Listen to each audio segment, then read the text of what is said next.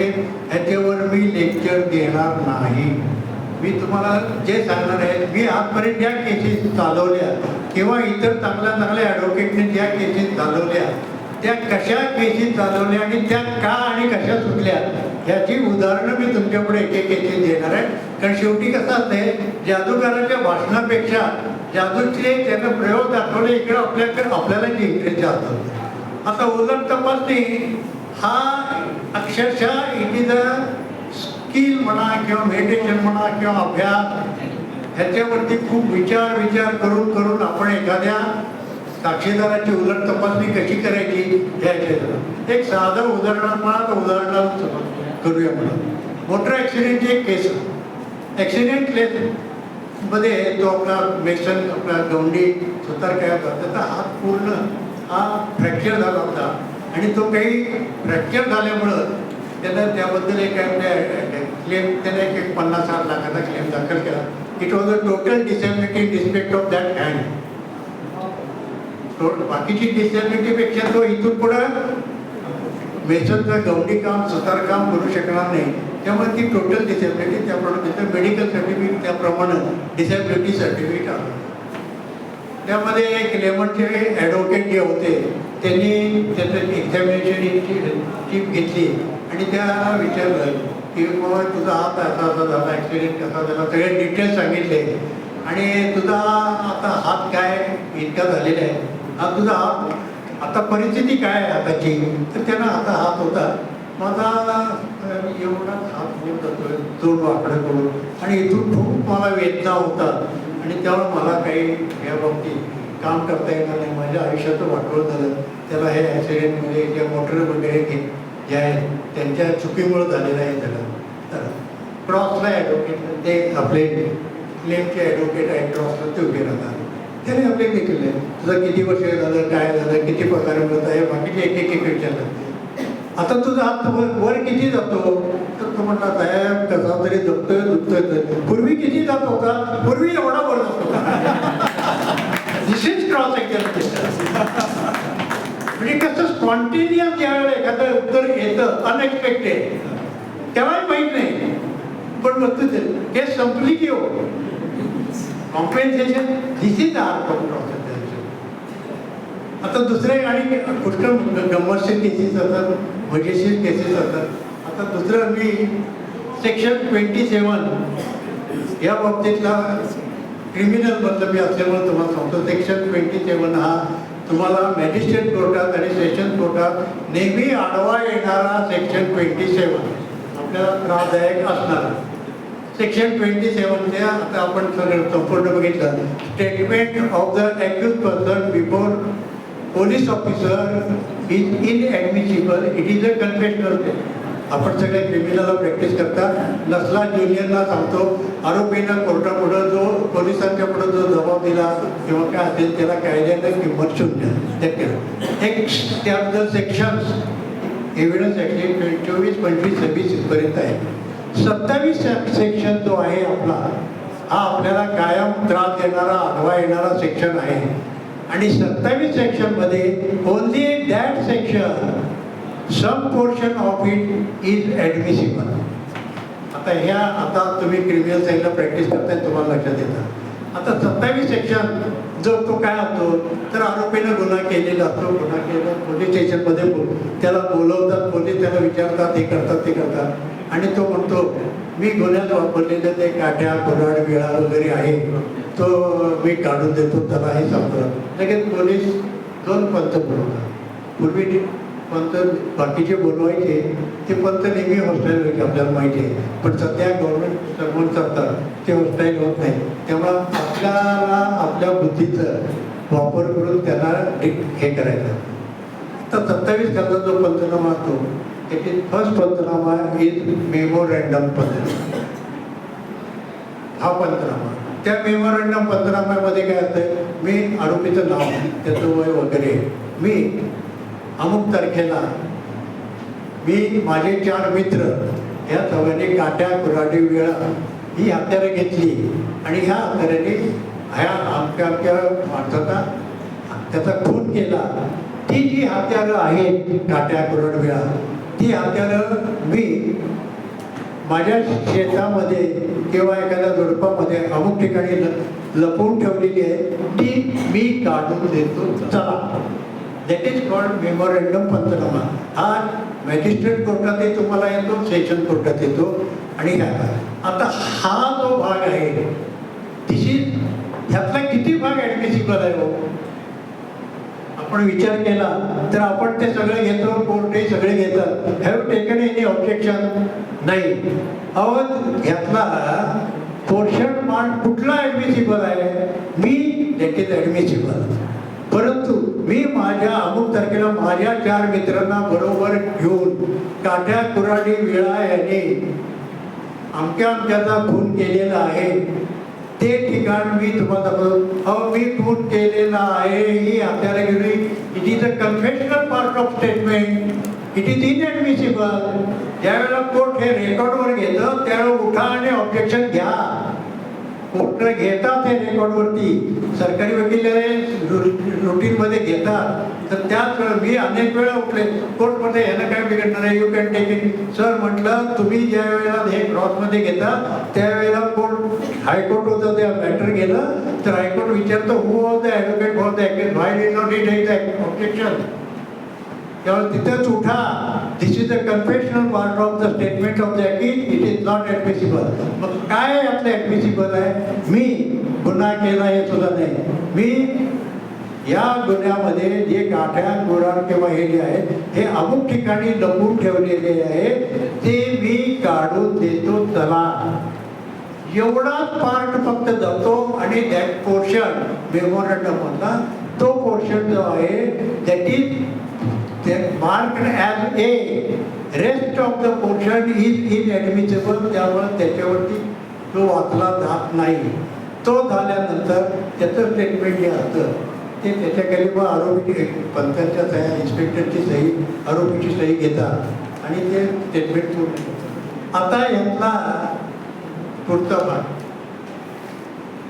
आता हे स्टेटमेंट झाल्यानंतर आरोपी इन्स्पेक्टर बाहेर पोलीस गाडी असते, त्या पोलीस गाडीमध्ये बसवायचं आणि त्याला गुन्ह्याच्या ठिकाणी जायचं.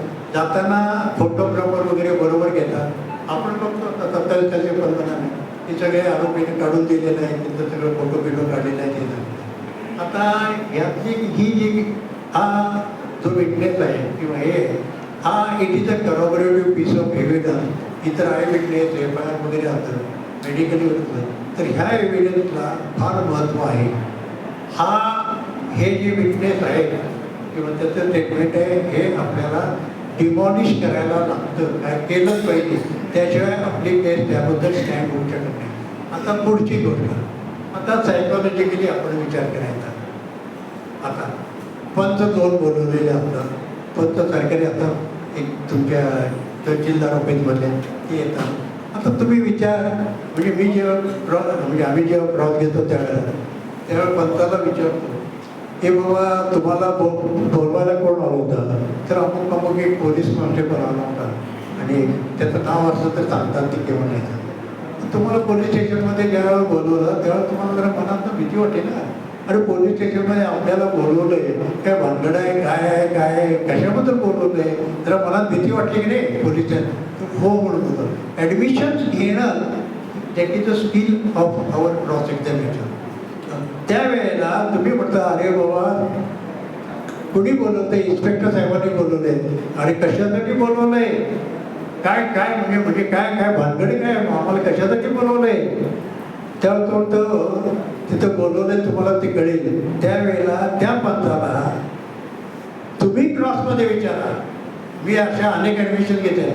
त्यावेळेला तो पोलीस कॉन्स्टेबल तुमच्याकडे जो आलेला आहे तो म्हणतो अरे परवा 4 दिवसाचा पूर्वी जो खून झाला की नाही त्याचा तो आरोपी आहे, पकडलेले आहे, ते तुम्ही असं वाचताय, तुम्हाला माहिती आहे. ते आरोपी आहे ना, त्या आरोपीला जे हत्यारानं खून केले आहे काठ्या कुऱ्हाडी, त्या अमुक गावाला आपल्याला शिरोलीला म्हणा किंवा ह्या अमुक गावाला जायचं आहे आणि तिथं जाऊन एका झोपडीत जायचं आहे आणि तिथं ते त्यांना आधार केलेलं आहे, ते काढून द्यायचं आहे. आणि तेवढ्यासाठी पंच म्हणून तुम्हाला बोलवलंय. अहो किती वेळ लागणार? एक 2-3 तास लागतील. बरोबर चला. हे त्याचं आपण पोलीस कॉन्स्टेबल म्हणून घेतलेलं उत्तर. हे उत्तर घेतलं तर याचा अर्थ काय, the police have already known the place before disclosure made by the accused person. Disclosure should be made by the accused person of the place where he has concealed or kept the weapon. हे दुसऱ्या कोणाला माहित आहे. It is within the exclusive knowledge of the accused person. ते आपल्याला ओळखायचं आहे. अरे हे नॉलेज जर पोलिसांना आधीच माहीत आहे तर पोलिसांना आधी माहीत आहे याचा अर्थ आरोपीनं नंतर जे स्टेटमेंट केले ते बिकम व्हॅल्यूलेस. तर ह्या लाईनवर क्रॉस घ्यायची. आता पुढचा प्रश्न 27 गजा ते तुम्ही जर पोलीस स्टेशनमध्ये गेला, यापूर्वी कधी गेला होता का? तर नाही आहे. मग काय केलं, इन्स्पेक्टर साहेबांनी त्या केबिनमध्ये बसवलं, तिथं आम्हाला बाकड्यावर बसवलं. आरोपी होता का तिथं? का त्याच्या लॉकअपमध्ये होता? तर आरोपी लॉकअपमध्ये आला. कोण आणायला वगैरे हो ते गेले, पोलीस गेले, 1-2 पोलीस कॉन्स्टेबल आले आणि ते त्याला आरोपीला लॉकअपमध्ये घेऊन आले. आता 2 गोष्टी आहेत यामध्ये. लॉकअपमध्ये एखादा आरोपी असेल त्याला बाहेर काढला तर लॉकअप रजिस्टर असतं, तिथं ती नोंद व्हायला. त्याला बाहेर आणल्यानंतर आमचा पुढचा प्रश्न, आरोपीला ज्यावेळेला बाहेर आणलं त्यावेळेला त्याला बेड्या घातल्या होत्या का तसाच होता? बेड्या घातल्या होत्या म्हटल्या किंवा काय? तर सुप्रीम कोर्टाचा निकाल आहे की आरोपीला बेड्या घालणं इट इज नॉट अलाउड. म्हणजे हा आपला प्लस पॉईंट. आता त्याला आरोपीला आणलं.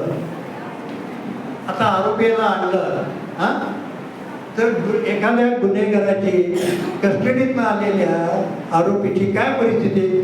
त्यानं जे कच्चीमध्ये त्यानं सांगितलेलं असतं ना की असं असं त्यानं स्टेटमेंट केलेलं आहे, तर त्याची काय परिस्थिती असते? असं काय साहेबांनी म्हटलं हां मी असा असा गुन्हा केलेला आहे असं सांगतो का? तर नाही आहे. हे तो आरोपी जो आणलेला आहे तो घाबरलेल्या परिस्थितीत होता की नाही? उत्तर होय म्हणून येतं. आरोपीचे त्यावेळेला आणताना त्याचे काय विचार असेल, हातपाय कापत होते बघा. आपण नॅचरल आपल्या थिंकिंगनं विचार करायचा. त्याला हातपाय कापत होते बघा, होय म्हणून उत्तर येतं. त्याला आणल्यानंतर त्याला तिथं साहेबांनी, तुम्ही ह्याच्यावर बसला होता साहेबांच्याकडे, साहेबांनी अरे बॅस खाले दटावला की नाही? होय म्हणून उत्तर येतं. तर तिथे शेजारी बसलेला होतो. बरं काय आल्या मी काटेकोराने अमुक ठिकाणी मारलंय त्या झोपडीत, चला मी दाखवलं असं स्टेटमेंट करायचं असेल. तो तिथं बसल्यानंतर खाली मान घालून बसला होता. डोळे वाटारून बघत होता आणि खाली मान घालून बसला, घाबरलेला होता. बरोबर आहे ना? तो साहेब त्याला म्हणाले अरे बोल बोल काय सांगायचा? तर तो घाबरला असल्यामुळे काही बोलत नाही, तोंडात तर शब्द बाहेर पडत नाही. मग अरे बोल बोल. त्यावेळेला साहेब म्हणाले अरे त्या झोपडीत ते हाताने ठेवले ते काढून देतो, मला सांगितलं बोल किती आहे असं बोलले की नाही? फिटनेस होय म्हणून सांगतो बघा. हे जे असतात ना ते होय म्हणतात, नाही म्हटलं तर बिघडत नाही. निगेटिव्ह उत्तर आपल्याला पुढचा प्रकार. आणि त्यानंतर मग घाबऱ्या आरोपीनं सांगितलं की बाबा मी हाताने काढून देतो. हां आता कसं बोलणार? बरोबर आहे ना? हां हां चालेल, त्याचंही करायला आणि त्या प्रॉब्लेम जमा झालेला. आता यामध्ये the statement confession statement of the accused before the police it should be voluntary. It should be voluntary. There should not be any pressure. There should not be any fear to the accused person. जर एखाद्या आरोपीला भीतीखाली दमदाटीखाली एखादं statement त्यांना सांगितलं that has no value. तसा supreme कोर्टापासून अनेक येतात. तर हा अटॅक आपण करायचा. हा अटॅक केला की तो पंच आहे हे आपलं परपंच झालं. आणि त्यानंतर मग आमचा पुढचा प्रश्न की त्यानंतर मग पोलिसांनी तुम्हाला गाडीत बसवलं आणि पोलीस गुन्ह्याच्या ठिकाणी गेलो. त्यावेळेला फोटोग्राफर बोलवला त्यांनी. फोटोग्राफर होता, फोटो वगैरे काढले. तुम्ही बघितलं 27 गजा पंतप्रधान फोटो वगैरे ते फोटो वगैरे काढले, तिथे गेले हे ते केलेलं आहे. तुम्ही ज्या वेळेला क्रॉसमध्ये बघा तर आरोपी ज्या वेळेला स्टेटमेंट करतो हे मी हाताने काढवतो त्याचा फोटो कधीही असत नाही. त्यावेळेला आयोला किंवा पंचाला आपण विचारलं की तुमच्याकडं पोलीस अधिकाऱ्यांच्याकडं त्यावेळेला हातात मोबाईल होते त्यावेळेला पोलीस अधिकारी हे ज्यावेळेस तो कन्फेशनल किंवा कबुली केलं मी हत्यार काढून घेतो त्याचा तुम्ही मोबाईलवरती किंवा फोटोग्राफरमध्ये त्याचा व्हिडिओ घेतला का हो? तो कधीही तुमच्या रेकॉर्डला असत नाही, तो पोलीस कधी घेत नाही. मग पुढचाच कसा काय येतो? पुढच्या फोटोला त्यावेळेला फोटोग्राफर होतो, मग पहिला का नाही घेतला?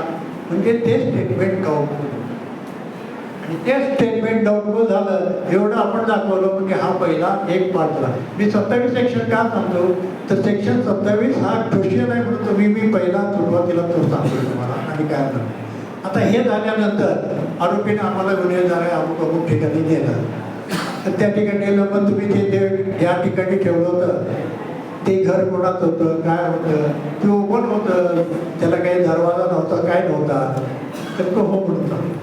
मग आत गेला तर पोलीसही आत गेले आणि तुम्ही बाहेर चालला आणि आत पोलीस आणि आरोपी गेले आणि काय त्या वस्तू हत्यार वगैरे काय ते आणलेलं आहे. म्हणजे actually you have not seen that the accused produce. हे झालं. त्यानंतर पुढचा भाग काय तो, it should not be in a open place. If it is in open place, it is not a concealed weapon. Open प्लेसमध्ये असेल तर ते हत्यार जप्त केले. पुढचा भाग हा महत्त्वाचा आहे. ते आले हत्यार, त्याच्यावर रक्ताचे डाग होते, या सगळ्या गोष्टी येतात. मग ते पोलिसांनी ते सील केले. लाठी सील करणं हे महत्त्वाचं असतं. त्याची क्रॉस एक्झामिनेशन सील केलं म्हणजे हे वर्तमानपत्रातले काटे पेपर आहेत ते हातात घेतले, ते तसे गुंडाळले आणि त्याला दोरीनं बांधलं आणि त्याच्यावर सह्या घेतल्या, लेबल लावली, तुमच्या सह्या घेतल्या आणि इन्स्पेक्टरला आपल्या ताब्यात घेतलं. बरोबर ना? तर हो म्हणतो. मग त्यानंतर चीफमध्ये सांगितले जाते की हा सगळा पंचनामा मी जागेवर गेलेला. सहज एक ट्राय म्हणून तुम्ही हे करा.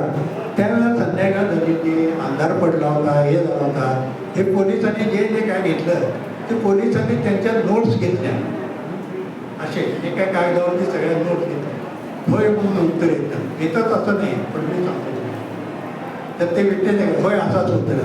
आणि सगळं ते घेतल्यानंतर पोलीस त्या रफ तुम्ही जे घेतलेलं असतं ते घेतलेला पंचनामा सगळ्या गोष्टी त्याच्याकडे तुमच्या सह्या घेतलेल्या आहेत. तर होय पोलीस म्हणतात आता काय आहे हे सगळं आहे ते उद्या आम्ही टाईप करून घेतो आणि उद्या सकाळी तुम्ही 10 वाजता आम्ही कॉन्स्टेबल पाठवतो. सगळं झालं की उद्या सकाळी 11 वाजता तुम्ही या.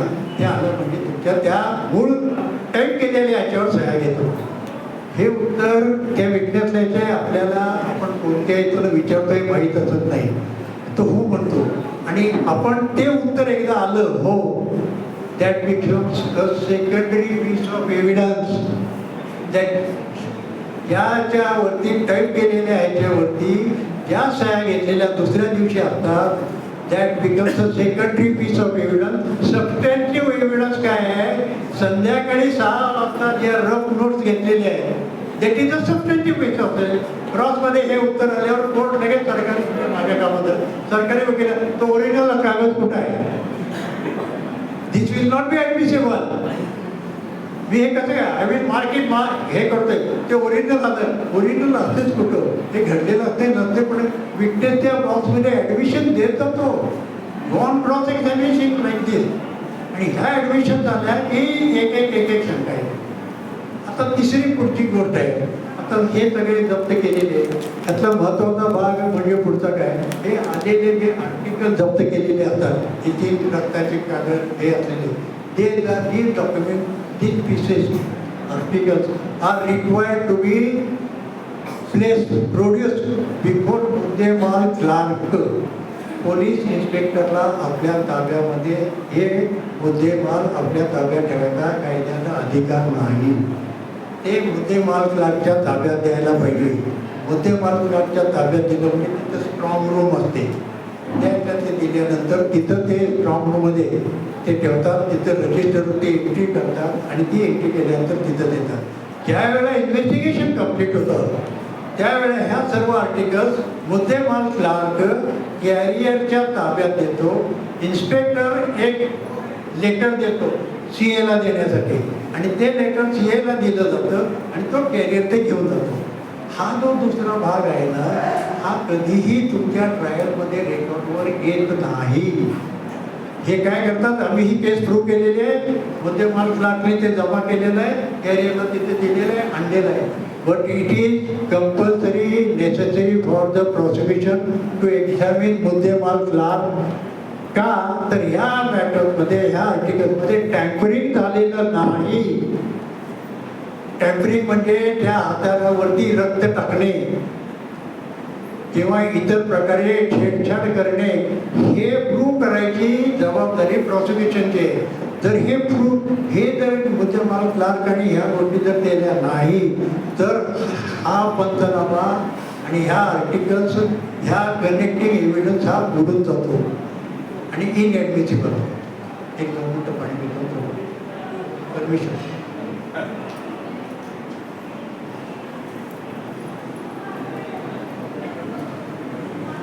तर हा 27 खालचा तुम्हाला आता आला. आता तुम्हाला दुसरं उदाहरण केची सांगतो. हा मी आता इचलकरंजीची केस होती, डिस्कवरीवरतीच होती. 2 केसेस होत्या, एक इचलकरंजीची आहे आणि दुसरी केस दुरुगुडीची आहे, आपल्या भागातली. काय झालं, इचलकरंजी गावातले एक शेतमजूर, आई वडील शेतमजूर कामाला जात होते. त्यांची मुलगी 11वी 12वी वगैरे झालेली होती. मुली म्हणजे कसं, आता आई वडिलांचं काही गावागावात मुलांशी संबंध इकडं तिकडं, त्यात थोडं प्रेम प्रकरण इकडं तिकडं. त्या एजमध्ये 16, 17, 18 वर्षाच्या 16-17 वर्ष असतात. मुलांचे जमलं इकडं तिकडं, पहिल्या इकडं तिकडं. आणि त्यानंतर ती मुलगी, त्या पोरांनी काय केलं इचलकरंजीला, त्या मुलीला सांगितलं की तू आपण कोल्हापूरला जायला, तुला कोल्हापूरला त्या मुलीला त्यांनी आणलं आणि एक म्हणजे कॉल रेकॉर्ड हे असते ना, कॉल रेकॉर्डच्या हातात तिथं तिला एक जॉब दिला. तिला आपले काही 1000 रुपये काही हे पगार मिळाला, तिथं दिला आहे. ती मुलगी तिथे कुठंतरी त्या ह्याच्यात राहत होती आणि ही मुलं इचलकरंजी जाऊन येऊन आपलं तिला भेटतच होती. पुढं काय झालं, त्या मुलीचं तिथं असलेली जी मुलं आहेत ती सगळी पॉट, चांगल्या कपडे हे त्याच्यामध्ये त्यांचं तिथं जमलं आणि तिनं ह्या मुलांकडं दुर्लक्ष, ज्या फटकारलं म्हणा हे म्हणा ते संबंध. मी केसकडेच येतोय, म्हणजे कोर्टात घटना आहे, प्रत्येक केस ही हे असते ही घटना. हे ह्या पोरांना इचलकरंजीच्या कळलं की ही पोरगी आपल्याला आता धाक देत नाही. यांनी प्लॅन काय केला की ह्या मुलीला काटा काढायचा म्हटल्यावर त्या मुलीला तिथं भांडणं त्यांची झाली. आणि एक दिवस त्यांनी काय केलं, ह्या दोघांनी ती या मुलीला म्हणले चल आपण इचलकरंजीला जाऊ म्हणले. 2 मोटरसायकली घेतल्या.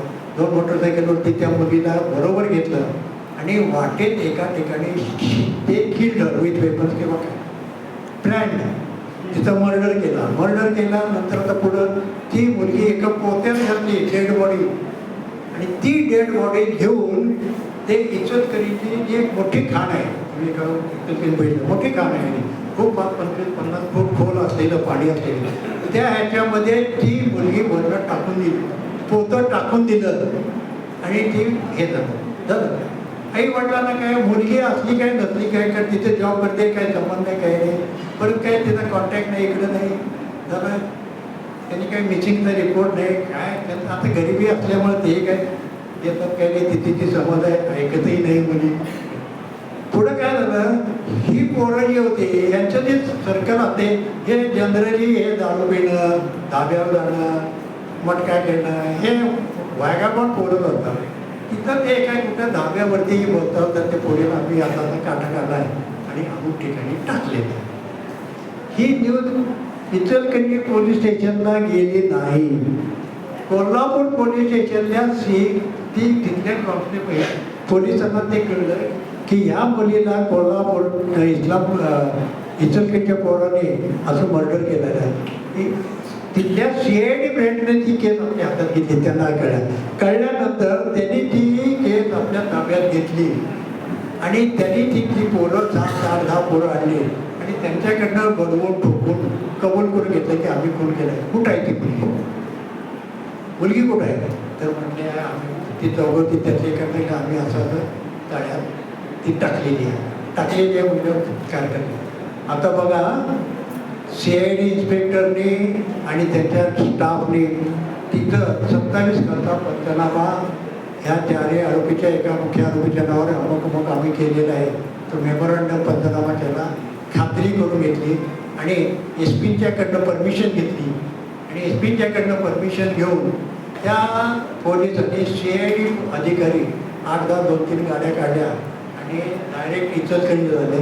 इचलकरंजी झाल्यावर इचलकरंजीचे inspector police Shivajinagar police station आहे मला वाटतं तिथलं मोठं.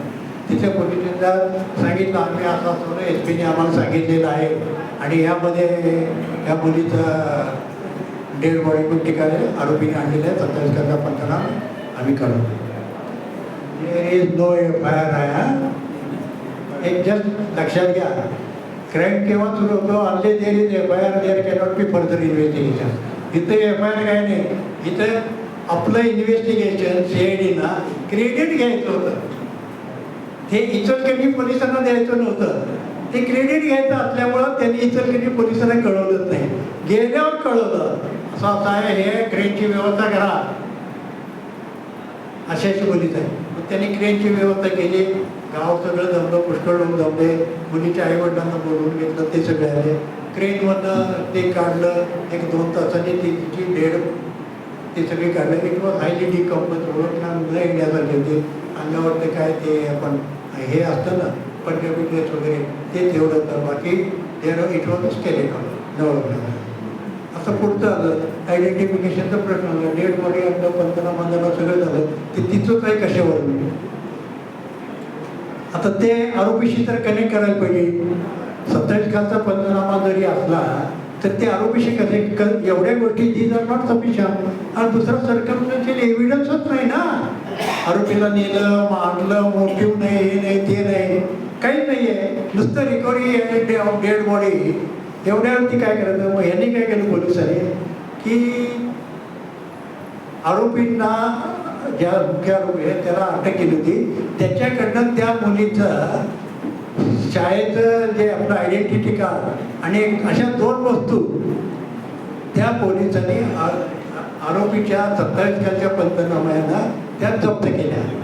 ह्या 2 वस्तू आलेल्या आहेत म्हणजे त्या मुलीच्या आहेत हे आलं आणि त्याचं ते स्टेटमेंट आलं. आता मी दुसऱ्या वकिलांबद्दल बोलले पण हा जो मुख्य आरोपी होता तो दुसऱ्या एका ॲडव्होकेटकडे होता. म्हणजे दुसऱ्या एका तो ज्युनियर होता मला आणि माझ्याकडे बाकीचे सगळे 3 होते. आणि त्यांनी ते सगळं बघितलं. त्यांनी क्रॉस घेतली. म्हणजे DCची आई होती ना, तिथं हे केलं. तिथं तर सांगितलं असं असं एक कपडे आहे, मी ओळखले, हे ते तिथंच असलं पाहिजे, हे पाहिजे ते पाहिजे आणि हे तिथं आयडेंटिटी कार्ड वगैरे आहे ते मी ओळखलेलं आहे आणि हे केलेलं आहे. आता हा ॲडव्होकेट काय क्रॉसला म्हणजे त्याला फुटबॉल झाला. आता काय घ्यायचं त्या आईची मग मी उठलो. म्हटलं याला सांभाळून घेतलं. म्हटलं मावशी हे विटनेस जेव्हा असतात ते मावशी, ताई, बहिणी असं बोलतो मी. हे थोडं आणि जरा बॅकग्राऊंड तुमचं ऐकलं तिकडं असं घेतलं की त्यांना वाटतं की हा आपलाच वकील आहे. प्रॉसिक्युशन माझ्या अनेक केसेसमध्ये असं झालेलं आहे. सरकारी वकील अगदी शिकवतात, हे करतात, ते करतात. अहो ते बाबा पाटील ॲडव्होकेट ते क्रॉस घेतील ते त्या आरोपीचे ज्याचा तुमचा फोन केला आहे ना त्याची मी माझी स्तुती करतोय किंवा अहंकार आहे असं नाही, पण असं अनेकदा घडलं. पण त्यावेळेला मी क्रॉस लावला. मावशी येते तिला असं वाटायला लागलं की हा आपलाच वकील आहे. मावशी खरं सांगा ती प्रेत ओळखण्यासारखं नव्हतं की नाही. तर नव्हतं. अशा तिच्या अंगावरचे जे कपडे पंजाबी ड्रेस वगैरे जे आहेत असे इचलकरंजी म्हणा, कोल्हापूर म्हणा, हे कॉमन आहेत. कुठे मिळतात होय. म्हणजे मावशी ह्याच्यावरनं ती आपलीच मुलगी आहे असं काय आपल्याला म्हणता येणार नाही म्हणता येणार. त्यावेळेला पोलीस तुम्हाला म्हणाले अहो मावशी हे तिचंच प्रेत आहे, घरात नाही एखादं तिथं शाळेचं कार्ड वगैरे काय असलं तर आणून द्या म्हणजे ते आपल्याला ते तिचं हे साबित करता येईल. बरोबर आहे की नाही. होय म्हटली ती. कुणी हजर केला DCच्या आईनं. ते हजर केल्यानंतर ते कार्ड दाखवलं ते हेच आहे ते सगळं प्रूव्ह झालं. आता तेही ॲडमिशन आल्यानंतर 27 कालचा पंचनामा उडाला की नाही हो. हा कनेक्टिंग लिंक तुटली की नाही. हा संपलं. तो ॲडव्होकेट होता बाबा इथनं पुढं सगळी केस तुम्ही चालवा. आता मी चालवली. आता हा काय अहंकार नाही पण वस्तुस्थिती करून तुम्हाला सांगतो. आता ह्या बाकीच्या सगळ्या गोष्टी आल्या तरी are is sufficient to destroy the case of the prosecution. आणि एवढं सगळं झालंय आता आयोची जी क्रॉस आहे ती आयोची क्रॉस आपण लाईटली घेतो, हे खोटं आहे ते खोटं आहे. अहो खोटं आहे that is not sufficient in criminal case. You have to go with the prosecution केस.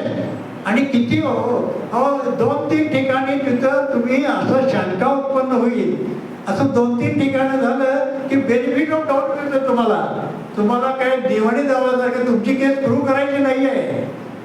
आता आयो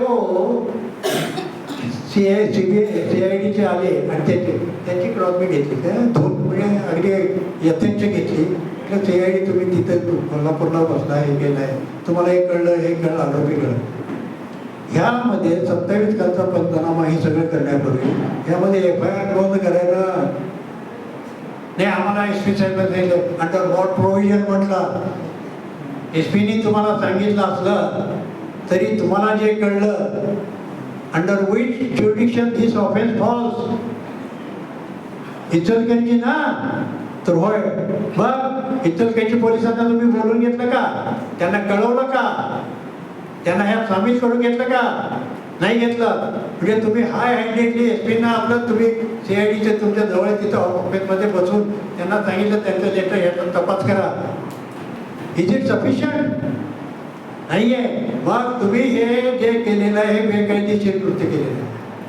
तुम्हाला याप्रमाणे जे आहे ह्याच्यामध्ये कुठल्याही बॉम्बे पोलीस ॲक्ट म्हणा किंवा ह्याच्यामध्ये कुठेही आधार नाही आहे.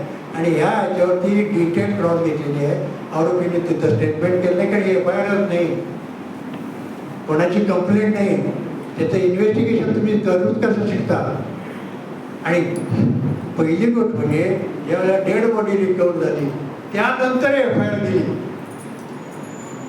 पोलीस स्टेशनला जी इचलकरंजीला दिली गेली हे रिकव्हरी नंतर दिली. म्हणजे हा उलटा सगळा झाला.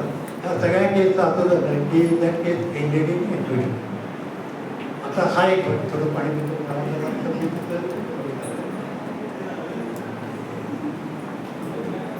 दुसरी समजा रुकडीची केस 27 खालच्याच घेतोय मी फक्त आता तुम्हाला. रुकडीच्या केसमध्ये काय झालं होतं की रुकडी गावामध्ये एक 30-40 वर्षाचा शेतकरी म्हणा हे होता तो, आणि गावातले त्याचं कुठंतरी लफडं होतं आमच्या आरोपींच्या आणि शंकास्पद होते. आमचे 4 आरोपी, एक त्याची बायको होती आणि 3 आरोपी यांनी सगळ्यांनी ठरवले याचा काटा काढायचा. काटा काढायचा तो काही यांचा शत्रू नाही, परंतु त्याला विश्वासात घेतला आणि DCची मोटरसायकल होती, मोटरसायकलवरून त्याला घेऊन गेले, त्याला मारून टाकला. मारल्यानंतर ती पुरायचं कुठं आता मूर्ख म्हणतो, म्हणजे आता आपण म्हणतो पण काही चुका या घडत जातात.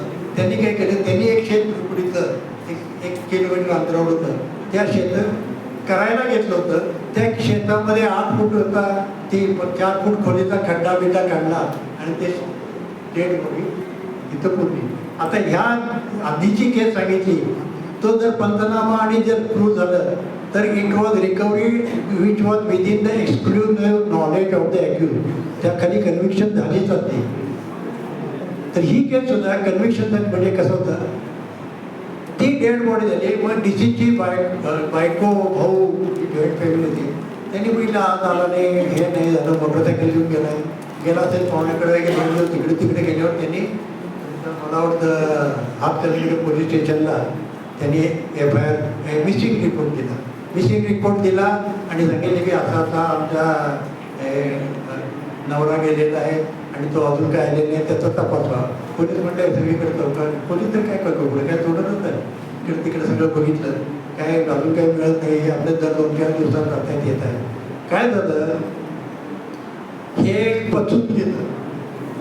बॅटलं कुठं असतं माहिती आहे का, त्याची जी मोटरसायकल होती ती एका विहीर होती गावातल्या काही अंतरावर. त्या विहिरीतल्या शेतकऱ्यांना विहिरीतलं पाणी उसाला पाजण्यासाठी काढलं आणि ते पाणी जसं वर आलं तसं त्याला ती मोटरसायकल तिथे दिसली. मोटरसायकल दिसल्यावरती आत बघितलं तर मोटरसायकलचा नंबर.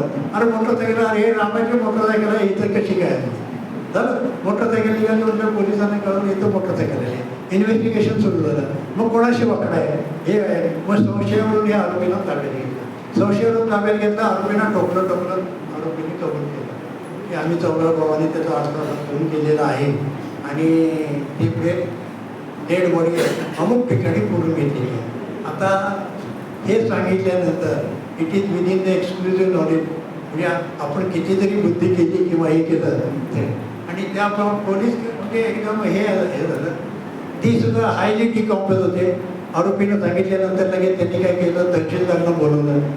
कारण काय एक्सक्यूज करायचं असलं तर तहसीलदारला त्यांच्या प्रेझेन्स म्हणजे मला वाटतं 170 किंवा काही सेक्शन्स आहे त्याच्याप्रमाणे बोलवायला लागतात.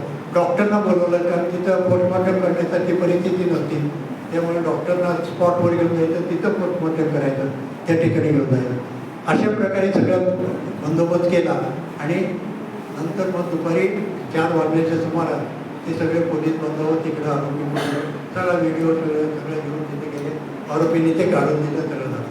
आता हा बंद टिकलेले सगळं आहे, सगळं पोलीस डॉक्टर हे ते सगळं आहे म्हटल्यावरती ह्याच्यामध्ये क्रॉस काय किती जरी मी घेतली, पंचांची घेतली तरी फॅक्ट फोटो हे सगळं आलं की.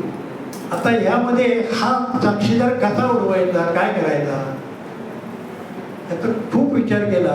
आणि मग काय झालं, डीसीची बायको जी विटनेस होती बेसिक रिपोर्ट, तिला म्हटलं तुमचा नवरा गेल्यानंतर तुम्ही दर 2 दिवसाला तुम्ही तुमचे धीर पोलीस स्टेशनला जात होता आणि म्हणत होता अजून का नाही मिळालं साहेब, अजून का नाही मिळालं, अजून काय नाही. ही घटना गेली त्या दिवशी सकाळी तुम्ही तुमच्या धीराला पाठवलं आणि सांगितलं की बाबा काय बघून ये काय म्हणतात पोलीस, तर होय पाठवलं.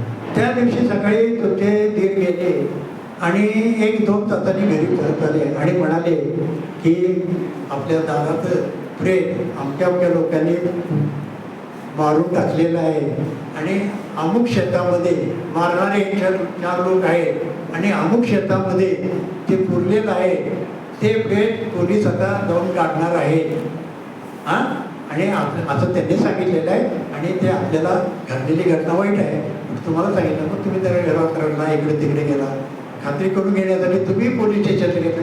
माझे विटनेसला डीसीच्या बायकोला होय तुम्ही पोलीस स्टेशनला होय म्हटले, साहेबांना तुम्ही विचारलं होय, साहेबही तेच म्हणाले की असं असं झालेलं आहे आणि 4 वाजता तुम्ही अमुक अमुक शेतात या, तिथं हे आरोपी तिथं हे काढून देणार, प्रेत काढून देणार आहे, तेव्हा तुमच्या समक्ष तिथं सगळं दिसेल. बरोबर आहे ना? तर बरोबर आहे. हे सगळे ॲडमिशन घेतले. म्हणजे यामध्ये काय झाले, एक within the exclusive knowledge of the accused, ह्याच्या आधी पोलिसांना हे प्रेत अमुक ठिकाणी माहीत झालं. ती गोष्ट पोलिसांना माहीत झाल्यानंतर डीसीच्या लोकांना सांगितलं आणि ते प्रेत पोलीस काढून देणार म्हणल्यावर सगळं गाव जमलं. Entire village was present there आणि त्या लोकांच्या समोर हे प्रेत काढलं. आता हे जी गोष्ट, एखादी गोष्ट पोलीस आणि तिथं ज्यावेळी तुम्ही गेला तेव्हा तिथं आधीच पोलीस थांबलेले होते होय. हे आरोपीच्या एक्सक्लुझिव्ह नॉलेजमधनं कुठं आलं, तो मेमोरंडम पंचनामा ओढाला की ह्या पॉईंटवरती ती केस पुढे सुटली. कोर्ट कन्व्हिक्शनलाच बसलं होतं दोन्ही केसमध्ये, पण तो संपूर्ण सुप्रीम कोर्टाचा आपण केसला आपण बघितला तर हे ज्या वेळेला असे लूपहोल्स आहेत, हे असे बघितल्यानंतर आपल्या लक्षात येतं की ह्यामध्ये अशा प्रकारचे जर क्रॉस तुम्ही घेतले की दुसऱ्या विटनेसकडनं आपण अशा प्रकारे ॲडमिशन घेऊन उडवल्या तर ती केस सुटू शकते. पण त्याच्यासाठी मी आपल्या वकील बांधवांना एक विनंती करतो, खूप वाचन करा, सुप्रीम कोर्टाचं करा, हायकोर्टाचे करा, एक 27 त्यांचा केस लॉ करा. ह्या केसला ज्या वकिलाने ह्या पॉईंटवरती केस लॉ काढून हे दिलेलं आहे त्यांनी किती अभ्यास केलेला आहे हे आपल्याला लक्षात येईल. आता मी सांगतोय हे माझं नॉलेज असलं तरी त्यांचं घेतलेलं नॉलेज ते तुम्हाला मी सांगतो. आता ह्या 2 केसेसला 27 खर्च 15. आता एक तिसरी एक गंमत म्हणजे आता याच्यातच सांगतो. एक मर्डर केस मी आपले बीजी मोरे साहेबांचे चुलते होते, 75 सालांची गोष्ट आहे. त्यांच्यापुढं केसेस कंटाळ्यात येणार आवडतं ना, हे तुम्हाला येऊ नाही म्हणजे इतर याच्यापेक्षा हे अनुभवातले पण. तर त्यांच्यासमोर मी एक खुनाची केस चालवली. काय झालं होतं, घरामध्ये मुलाचं वडिलांचं भांडण व्हायचं, प्रॉपर्टी म्हणा, दारू म्हणा, इकडे तिकडं खेड्यातल्या घ्यायचं.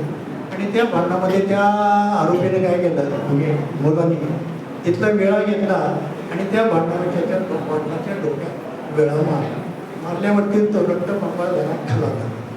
खाला झाला म्हणलं इंजुअर्ड झाला पण आणि मारला, वेळा टाकला आणि पळून गेला झालं. त्या आईनं दंगा केला, त्याच्या दंगा केला, लोक जमले इकडे तिकडं, त्याला घेऊन सरकारी दवाखान्यात गेले.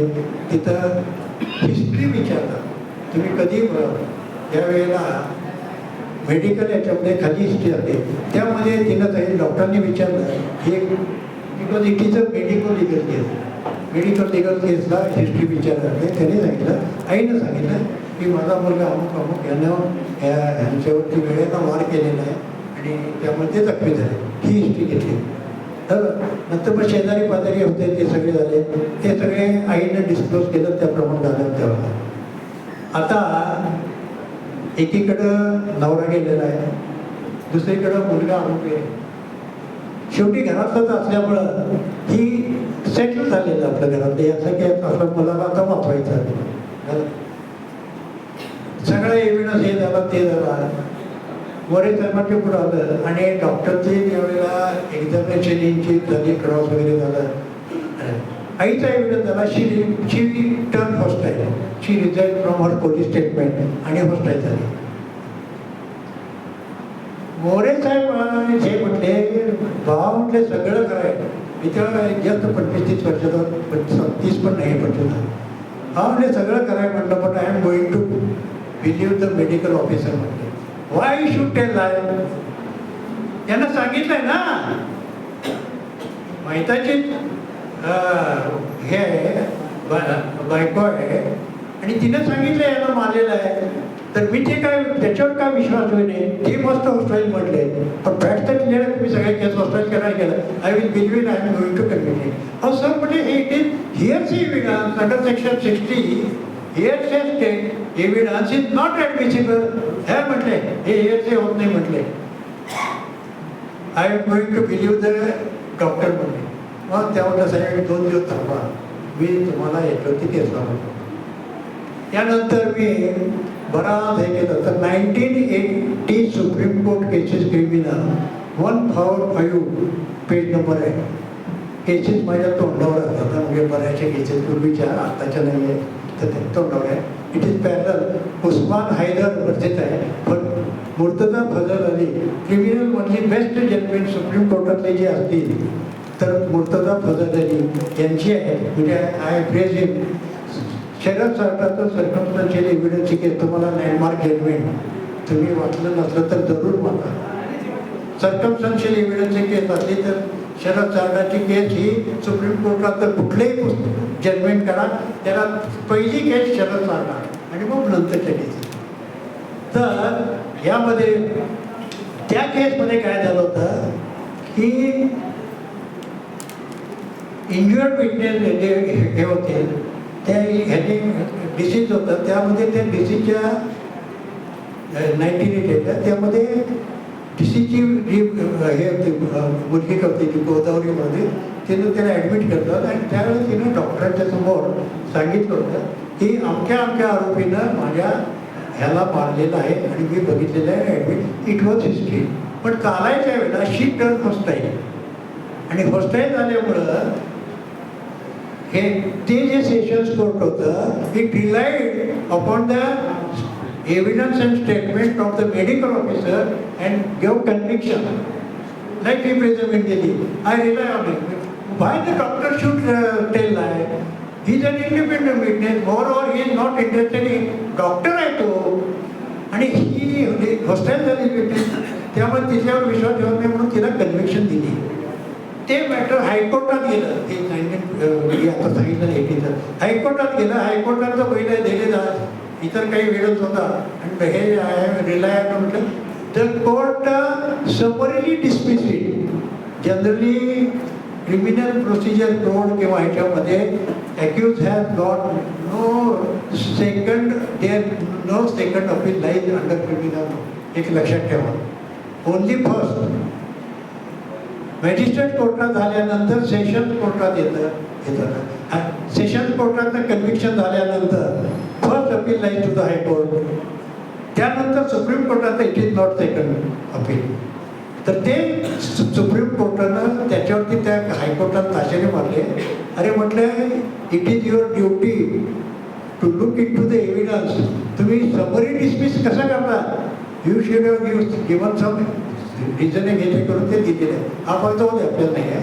आणि त्यामध्ये सुप्रीम कोर्टानं म्हटलेलं आहे here is a witness who has turn off time and she herself says that I have not disclosed anything to doctor. What is our doctor has written that I have not told him.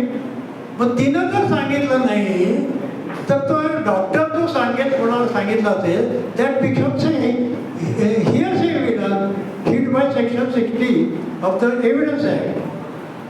आणि त्या पॉईंटवरती केस सुटली. हा मी मुद्दा काय सांगतो, हा आमच्या बारमध्ये आम्ही गप्पा मारतो ना त्यावेळेला कालच त्यावेळेला काय ते ह्या गप्पा मारण्यामध्ये एक असतात ते म्हणतात बाबा हे तर तुम्ही काहीतरी नवीनच सांगताय म्हटले. आमच्या केसमध्ये विटनेसने सांगितलं तर कोर्ट बिलीव्ह करतात. अरे बिलीव्ह करतात म्हणजे तुम्हाला हा कायदा माहीत नाही किंवा या केसेस माहीत नाही म्हणून ते बिलीव्ह करतात. तर या गोष्टीपासून आपण चालू आणि अनेक केसेस आहेत.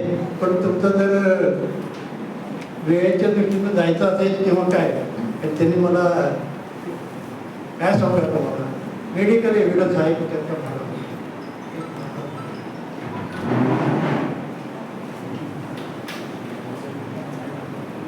आता ज्यांना जायचं असलं तर जावा. त्याबद्दल माझा काही गैरसमज नाही किंवा काही नाही किंवा हे नाही. परंतु मला माझंही मन मोकळं होते, तुम्हालाही काहीतरी नवीन म्हणजे भाषण नाही आहे पण मी केसेस होते आलो. तर मेडिकल एव्हिडन्स हा एक महत्त्वाचा बाबा त्याचा आपल्याला त्याशी कसा बघावा एक विचार किंवा FIR असते. FIR आपण घेतली. There is always difference between FIR and complaint. पुष्कळ वेळेला एव्हिडन्स घेताना कोर्ट घेतं complaint not lodged in the police station. No, there is no word in of complaint to the police station. It is FIR, first information report worthy. Complaint is mentioned under section 2D of the CRPC. आता पूर्वीचं सांगतो मी. Complaint is required to be lodged to the court. आणि complaint दाखल केल्यानंतर त्याच्यावरती मग पुढचं 156 म्हणा किंवा 200-202 खालच्या वगैरे. आता पुढचा इन्व्हेस्टिगेशन काय होतं 154 FIR झाली. त्यानंतर पुढचं होत आहे.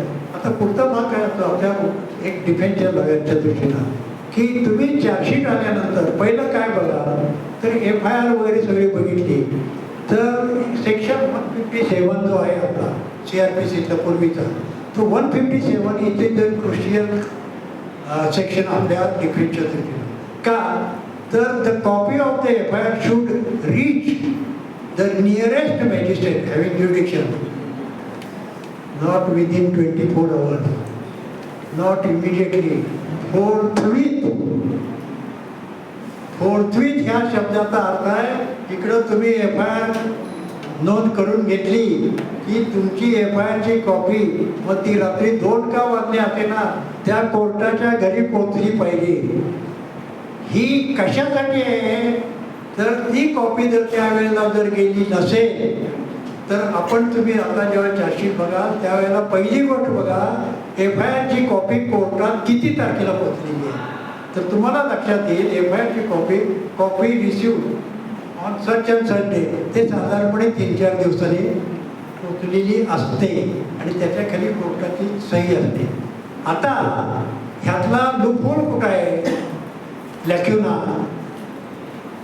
ह्याच्यावरती सुप्रीम कोर्ट किंवा ह्याच्यावरती ह्याच्यापूर्वीपासून मी अभ्यास केला आहे. तर ह्याच्यावरती आपण हात करायचा. तुम्ही FIR ची कॉपी आयोगाला विचारताना हे तुम्ही तो लगेच म्हणतो की आम्ही लगेच ताबडतोब पाठवलेली आहे हे केले ते केलेले आहे. कोर्टात पोचलेली डेट इज ॲडमिसिबल आज हे सांगतो ते तर आहे. आता डिलेइंग लॉजिंग द FIR 2-3 दिवसाचा जो डिले आहे it is fatal to the prosecution case. नेहमी लक्षात ठेवा ज्या ज्या ठिकाणी डिले आहे तो प्रत्येक डिलेचा 1-1 तास 1-1 दिवस हा प्रॉसिक्युशननं सॅटिस्फॅक्टरीली त्याचं एक्सप्रेशन दिलं पाहिजे.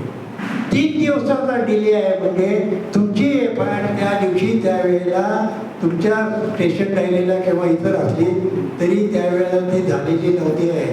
तुमची FIR ही कोर्टात गेली त्याच्या आधी 2 तास तुम्ही रजिस्टर केलेली आहे आणि ती कोर्टात पाठवलेली आहे. म्हणजे हा 3 दिवसाचा डिले तुम्ही घेतलेला आहे. यू हॅव मॅन्युप्युलेटेड दॅट केस. मग ह्यामध्ये काय मॅन्युप्युलेट केलेलं आहे? तुम्हाला डेड बॉडी मिळालेली आहे, पंचनामा केलेला आहे, पोस्टमॉर्टेम बघितलेले आहे, त्या पोस्टमॉर्टेममधलं वेपन्स कुठले आहेत ती कळालेली आहेत, हे झाले.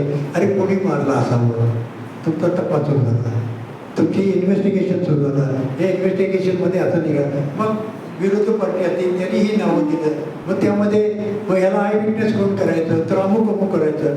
मग हे सगळं मॅन्युप्युलेट करून तुम्ही पण त्याप्रमाणे FIR तयार केली आणि नंतर तुम्ही ती FIR 3 दिवसानंतर लॉन्च केली. हे जर तुम्ही कोर्टाला ह्या लाईनवर आपण क्रॉसवर गेलो तर एकदा ती केस डाऊटफुल झाली आणि सेक्शन 157चा त्याच्या खालचा केस लॉ दाखवला तर त्याच्यावरती अनेक केस लॉस आहे की डिले हा जर असेल तर ती केस जाते. आणि त्या पॉईंटवरती मग म्हणतात की एवढे आय विटनेस झाले आणि हे झाले तरी केसेस सुटतात कशा. त्या प्रॉसिक्युशन केसमध्ये जे लॅक्युनेस आहे आणि आपल्याला सुप्रीम कोर्टाच्या निकालाप्रमाणे जे आहे तशी आपण ती केस. पण ह्याचा कसा आहे सांगता, तुम्ही चार्जशीट हातात घ्या, तो पूर्ण 1दा 2दा 3दा 4दा सगळा वाचून करा. त्याच्यावरती ही केस आपल्याला डिफेन्स काय घ्यायचा आहे, टोटल डिनायल घ्यायचं आहे का राईट ऑफ प्रायव्हेट डिफेन्स आहे म्हणून केस आपण त्याप्रमाणे केस मांडायची आहे का आणि काही वेगळ्या पद्धतीने मांडायची आहे. तर जनरली आपण खोटा आहे डिनायल हे घेतो तर हे घेतो. मग तो डिफेन्स घेतल्यानंतर एकदा फिक्स डिफेन्स घेतल्यानंतर त्या डिफेन्सप्रमाणे आपल्याला ही केस अशी मांडायची आहे तर त्याप्रमाणे त्यावरती अभ्यास करून केस लॉ निघाला आणि त्या प्रत्येक मुद्द्यावरचा केस लॉ काढला की मग आपली तयारी पूर्ण झाली की मग तशी केस डेव्हलप करा. त्या क्रॉसमध्ये तशा ॲडमिशन घ्या आणि आर्ग्युमेंटच्या वेळेला हा केस लॉ पुढे द्या. हा केस लॉ दिला की कोर्टाला हालायचा नाही आणि वी आर कॉन्फिडंट. दुसरी गोष्ट एक चिडायचं नाही हो कधी, म्हणजे आपलं प्रोफेशनल स्किल्स आणि एथिक्स असतात. चिडायचं नाही. आपल्याला सरकारी वकील कोर्ट किंवा इकडं तिकडं आपल्याला डिस्टर्ब करण्यासाठी खूप टॅक्टिक्स वापरतात. आपण क्रॉसला उभा राहिलो हे करायला लागलो की ॲडमिशन दिली 1 2 3 पॅरेग्राफ येते ते होय होय होय कसं असतं सांगतो. खेडेगावातल्या बायका इकडे तिकडे असतात आम्हाला सांगितलं तर मावशी असं आहे ह्यांनी शिकवलं असते ते वकील प्रत्येक गोष्टीला खोटाय म्हणायचं. मावशी तुमचं अमुक नाव आहे तर होयच म्हणते हो. तुमच्या दिराचं नाव अमुक आहे होयच म्हणते. तुमची जाऊचं नाव अमुक आहे, नणंदेचं अमुक आहे होय होय होय. अहो ती होय होय तिला असं वाटायला लागतं हा वकील आपला आहे. That is knack of cross examination. चिडायचं नाही, पोटात शिरा. आता हे पोटात शिरायचं हे आपल्या इथं पिकेच वगैरे फार चांगले घ्यायचे. मी आठवणीत सांगतो मुंडरगी चांगले घ्यायचे तर तेच होतं. म्हणजे मी मानणारे जे आहेत ना ते तर ते सुद्धा पोटात शिरून अशा मी याच प्रकारे घेतो पोटात शिरतो आणि मग एक उत्तर आली की 2-3 पॅरेग्राफ होय करत इन्सिडेंटला आले आणि एखाद्या प्रश्नाला उत्तर होय म्हणून तिनं दिलं. DCच्या आईनं माझ्या काही केसमध्ये DCच्या आईनं होय म्हणून उत्तर दिलं. अहो ते आमच्या तिथे सेशन जज होते ते म्हणले हा म्हणजे तुम्ही ते विटनेस हॉस्टेल केलेलं आहे त्याच्याकडे होय कसं गेलं. अहो साहेब म्हणले DCची आई आहे ती हॉस्टेल कशी होईल म्हटलं आणि हॉस्टेल करायचं तर मी सुरुवातीलाच केली असते की मी तर सरकारी वकील उठले हे ते झाले भेटले मी घेणार नाही मला म्हटले. हे प्रेमानं असल्याने त्यांनी ते म्हटलं मी घेणार नाही म्हटले कारण त्यांना म्हटलं हे बाबा कुठलं तरी ॲडमिशन घेणार. आणि मग कोर्टाने मग सरकारी वकील उठले ते मग ते म्हणजे दंगा करायला लागले केले. मी माझा बॅलन्स चिडत नाही सरकारी वकिला. हो एवढं काय चिडायला झालं जोशी साहेब रागवायचं काय ते काय तुम्हाला नको हे उत्तर पाहिजे ना साहेब घेऊन ना काय म्हणतात इट इज नॉट टू घ्या काय बिघडत नाही म्हटलंय. अहो ह्या एका उत्तरावर माझी केस सुटणार आहे काय. पण ते कोर्टापुढे एक इम्प्रेशन चांगलं राहतं ना. नाही तर आपण काय करतो हे तुम्ही रेकॉर्डवर घेतलं पाहिजे, असं केलं पाहिजे. घ्या एका प्रश्नाला काय उत्तर फरक पडत नाही माझ्याकडे आणि 100 माझ्याकडे हत्यार आहेत. हे काही एक नाही आहे. आणि कोर्टाला आवडतं आपण कोर्टाची न चिडल्याबद्दल. कोर्ट काही वेळेला एक आहे समजा no compromise in respect of merit of the case on the point of law किंवा ह्याच्यामध्ये. पण तरी सुद्धा हे म्हटली फोर्सफुली मी बाजू मांडतो with due respect to the court. कोर्टाला कधीही मी वेगळं वाकडं बोललेलं नाही, माघारी सुद्धा नाही. मी कोर्टाला माझे बेल ॲप्लिकेशन सेशन केसेसमध्ये जन्मठेप दिल्या तरी मी ते कोर्ट वाईट आहे म्हणत नाही. असं जन्मठेप दिले अपील करू. त्यांनी त्यांच्या आधी दिलं त्याला काय चिडायचं. आता काय होतं काय साहेबाला अक्कल नाही आहे, त्याला काय वाचलेलं नाही, अलीकडे काय करत आहे. अरे तुम्ही कमी पडताय, तुम्ही कमी पडताय. आम्ही कोर्टाला कन्व्हिन्स करायला कमी पडतोय. कन्व्ही पडतोय म्हणजे आम्हाला अरे ते विटनेस बसणार होत आहेत का बघ रे, सेटल होत आहे का बघ. जरा नसेल तर जरा तारखा पुढे घेतो मी. ते ह्याबद्दल कोणाला दोष वगैरे देत नाही, काही नाही. पण वाचला आणि कॉन्फिडन्स आला तर मेरिटवर केसेस चालवण्यासारखी मजा नाही आहे. आता तुम्हाला एक समजत आहे यू आर इंटरेस्टिंग ना, म्हणजे मजा नव्हतं. एक अत्यंत वाईट सांग आमच्या सांगलीचीच केस आहे ना. आता येतो सुभाष पुजारी म्हणून 2005च्या आसपासची केस आहे. तिथला मटका आणि तुमचा रॉकेटचा किंग होता तो. आणि म्हणजे संपूर्ण सांगली शहर डिस्ट्रिक्ट हे होतं आणि सगळं 2 नंबरचं चालू होतं. रायवड होते ते आमचे 8-10 रुपये होते. त्यांनी काय केलं, एक तिघांना सुपारी दिली, हे केलं. आणि आमचं रेल्वे स्टेशन आहे सांगलीचं. तुमचं जसं एक खालनं जायचा बोगदा आहे ना रेल्वे स्टेशनला, तसा सांगली रेल्वे स्टेशनला कसं आहे, रस्त्याच्या पलीकडे घर आहे. त्या घरात तिथं तो राहत होता. आणि त्या ह्याच्यातनं तो तिथं रस्ता सकाळी 7:30-8च्या वेळेला गर्दी नव्हती, आयसोलेटेड असत होतं, फारसे लोक नव्हते, जाणारे येणार होते. त्यावेळेला हा स्कूटरवर लावला. आमचे तिथं गर्दी कमी असते, असं कोण आसपास नाही. अशा ठिकाणी हे काट्या कुणाने वेळे घेऊन बसले होते. तो आला, त्याला स्कूटरवरनं पाडला, हल्ला केला, मारून टाकला. मारला. त्यावेळेस बघणारे लोक होते. आज कोण आई तुम्ही आम्ही बघितलं तर आई विटनेस होतोय का. आपलं उठायचं घराकडे निघून जायचं, कपडे पोलीस बांधणे त्याची तर नाही काय विटनेस अनलेस येतो इंटरेस्ट. काय झालं, एक त्या केसमध्ये लगेच आय विटनेस त्याचा भाचा तो तिथं मागच्या दुसऱ्या स्कूटरवरून वेगळं शेजारी राहत होता अंतरावरती दुसऱ्याकडे. तो भाचा स्कूटरवरून येत होता आणि त्याची FIR अशी सकाळी 7:30चा म्हटलं FIR पोलीस स्टेशनला 8:30 वाजता की बाबा असे माझे मामा लोकलचे आमचं ते काय गोडावणा तिकडे चालले होते, मी तिथंच काम करतो. मामा पुढं गेले, मी मागं एक 100 फुटावरती स्कूटरवर चालतं. हे क्रॉस केलं आणि हे 8 आरोपी याने त्याच्यावर काट्या करून याच्याकडून आणि 3 अनोळखी जे हायर जीन्स होते ते त्यांचे आणि 3 आणि ह्या लोकांनी त्याचा मारला आणि माझ्या डोळ्यासमोर खून केला. I witness. इन्सिडेंट केव्हाचा, सकाळी 7:30 ब्रॉड डे. FIR केव्हाची 8:30. इथे रेनी डिले काही नाही. पोलीस लगेच आले, जागेवर राहिले, पंचनामा इक्वेस पंचनामा केला, पोस्टमॉर्टम केलं, सगळं झालं, हे झालं ते झालं. आणि डॉक्टर एव्हिडन्स सगळं हे झालं. टफ केस, वाईट केस आणि पूर्ण विचार केला. आता यातनं मी कितीही त्या आयविटनेसची माझ्या बुद्धीच्या चेहऱ्यावरती क्रॉस भरपूर किती इकडे तिकडे काही कॉन्ट्रॅडिक्शन निघाल्या, ओमिशन निघाल्या, तरी कॉन्ट्रॅडिक्शन झालं. हा म्हणजे तो भाता जरी असला तरी शेजारीच राहतोय. मोटरसायकल होत्या इम्प्रॉबेबल काय त्यात आणि हे not FIR immediately. Why should be disbelieve. शेवटी येतात ना कोर्ट, आपण जरी बसलो तरी असतील contradiction. Are they sir that he should be disbelieve. Court हे नेहमी प्रॉसिक्युशनच्या बाजूला किंवा DCच्या बाजूला असतं, आरोपीच्या बाजूला नसतं. आपण ते फिरवायचं. आता ह्याची सगळी क्रॉस घेतली, सगळे हे केलं. आता याला काय करायचं, सगळे पंचनामे इकडे तिकडे वाचलं त्यामध्ये डिसिप्टच्या रक्ताचे कपडे जप्त केले यावरती 2 पंच. त्या 2 पंचामध्ये हा जो आय विटनेस होता त्याचा सख्खा भाऊ हा त्याच्यावर ते पंच होता. फॉर्मल पंच हो, मैताचे रक्ताचे कपडे जप्त केले आणि तो मी डिनाय केला.